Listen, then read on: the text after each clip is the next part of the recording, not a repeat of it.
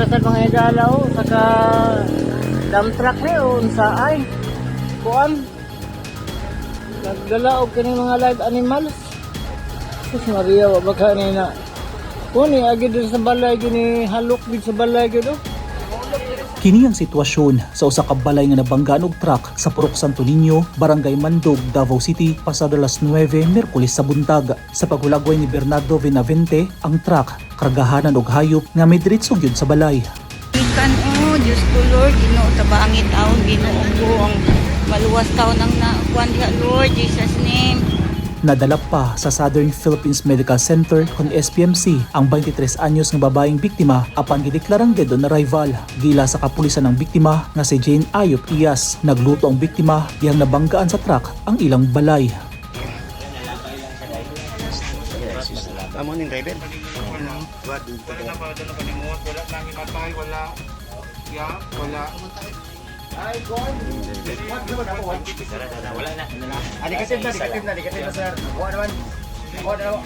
Luwas ang 36 anyos nga driver sa truck nga si Denmark Baguio Francisco nga taga Matalam North, Cotabato.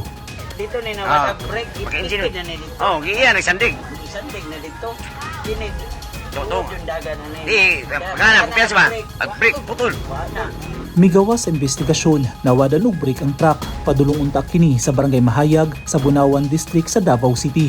Magatubang og kasong reckless imprudence resulting in homicide and damage to property ang driver. Pero sumala ni Police Captain Hazel Caballero, spokesperson sa Davao City Police Office, nagsabot na ang pamilya sa biktima ug ang nakabangga nga driver.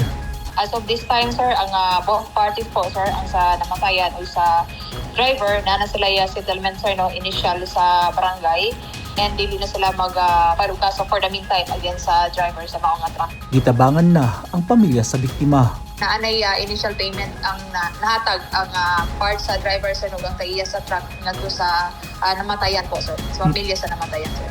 Sumala sa Davao City Police, accident prone ang lugar.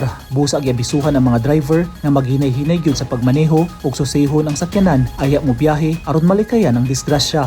Dahil lang yung sa pagpadagan, sir, kay para just in case yun na ay mga failure, especially sa brake, dili yung ani ang impact, sir, nga na ay mga disgrasya. Giasikaso na ang pagpahiluna sa biktima. Eugene Hinutan, Newsline Philippines. Stay safe.